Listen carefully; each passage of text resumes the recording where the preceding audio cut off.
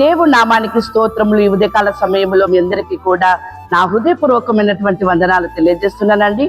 ఈ దినము దేవుడు మీతో మాట్లాడుతున్నటువంటి మాట ఏంటంటే, నిర్గమాకాండము 20వ అధ్యాయము 8వ వచనముల వాక్యం ఈ రీతిగా ఉంది. విశ్రాంతి దినమును పరిశుద్ధముగా ఆచరించుటకు జ్ఞాపకముంచుకొనుము.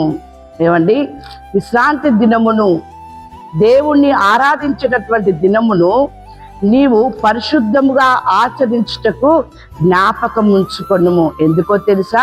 యెహోవా విశ్రాంతి దినమును ఆశీర్వదించి దాన్ని పరిశుద్ధపరిచి ఉన్నాడు. నీవు దాన్ని జ్ఞాపకం ఉంచుకొని ఉన్నట్లయితే, దాన్ని పరిశుద్ధముగా నువ్వు ఆచరించినట్లయితే, దేవుని ఆశీర్వాదము నీ పైన, నీ కుటుంబం పైన మెండుగా ఉంటుంది. దేవుని బిడ్డలారా, దేవుని వాక్యం సెలవిస్తా ఉంది. యోబు గ్రంథము 37వ అధ్యాయము 5వ వచనములో, దేవుడు ఆశ్చర్యకరముగా ఉరుముధ్వని చేయును, మనము గ్రహింపలేని గొప్ప కార్యములను ఆయన చేయును. విశ్రాంతి దినమును నువ్వు పరిశుద్ధముగా ఆచరించినప్పుడు నీవు గ్రహింపలేనటువంటి గొప్ప కార్యములను దేవుడు నీ పట్ల జరిగిస్తాడంట. అంతేకాదు 78వ కీర్తన 53వ వచనములో మాట్లాడుతున్నటువంటి మాట ఏంటంటే, వారు భయపడకుండా ఆయన వారిని సురక్షితముగా నడిపించెను, వారి శత్రువులను సముద్రములో ముంచివేసెను. ఇశ్రాయేలులను సముద్రములో సురక్షితముగా నడిపించి, అదే సముద్రములో ఇశ్రాయేలీయుల యొక్క శత్రువులని ఆయన ముంచివేశాడు. నీ శత్రువులని కూడా దేవుడు ఆ రీతిగానే చేస్తాడు. నువ్వు దేవుని మందిరానికి వెళ్ళి దేవుడితో చేసుకున్నటువంటి మనవిని ఆయన, నువ్వు ఏదైతే మనవి చేస్తూ ఉన్నావో ఆయన ఆలకించి ఆ మనవికి ఆయన ఉత్తరం ఇచ్చే దేవుడుగా ఉంటూ ఉన్నాడు. ఆయన ఏమంటున్నాడంటే, నా కృప నీకు చాలును. దేవుని బిడ్డలారా, విశ్రాంతి దినమును నువ్వు పరిశుద్ధముగా ఆచరించుటకు నువ్వు జ్ఞాపకం ఉంచుకున్నట్లయితే, దేవుడు నీకు మేలు చేస్తాడు, గొప్ప కార్యములు జరిగిస్తాడు. ఆయన అంటున్నటువంటి మాట, నా కృప నీకు చాలును. ఆయన కృప నీ పట్ల ఉండడము వలన దేవుని కార్యములు ఎలా ఉంటున్నాయంటే, 81వ కీర్తన 16వ వచనములో, అతి శ్రేష్టమైన గోధుమలను అనుగ్రహించి నేను వారిని పోషించుదును, కొండ తేనెతో నిన్ను తృప్తిపరచుదును. దేవుడు నిన్ను పోషిస్తాడు. ఆయన కృప ద్వారా నిన్ను పోషిస్తున్నాడు.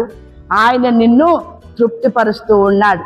అంతేకాదు, నీకు మేలు కలుగునట్లు నిన్ను వర్ధిల్ల చేస్తూ ఉన్నాడు. దేవుని బిడ్డలారా, ఎంత అద్భుతం!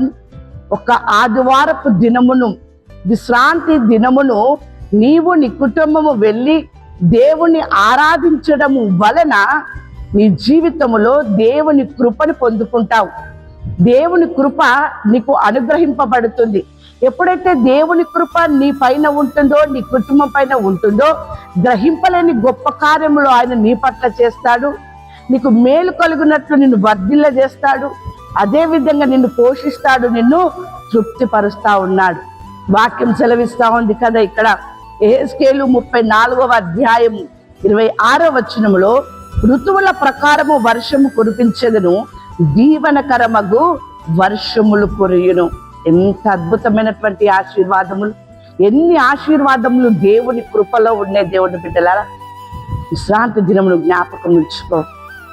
అలా నువ్వు జ్ఞాపకం ఉంచుకొని దాన్ని ఆచరించినట్లయితే, ఇదే కాల సమయంలో దేవుడు మీతో మాట్లాడుతున్నటువంటి మాట, యోబు గ్రంథము 5వ అధ్యాయము 9వ వచనములో, ఆయన పరిశోధింపజాలని మహాకార్యములను, లెక్కలేనని అద్భుత క్రియలను చేయువాడు. ఇన్ని నీ జీవితంలో చేస్తూ ఉన్నాడు. ఇవే కాక లెక్కలేనటువంటి అద్భుతమైనటువంటి క్రియలను కూడా ఆయన నీ పట్ల, నీ కుటుంబం పట్ల జరిగిస్తానని మిమ్మల్ని, మీ కుటుంబాన్ని మెండుగా ఆశీర్వదిస్తూ ఉన్నాడు. ఇటువంటి కృప మీ పట్ల మెండుగా ఉండును గాక. ఆమేన్.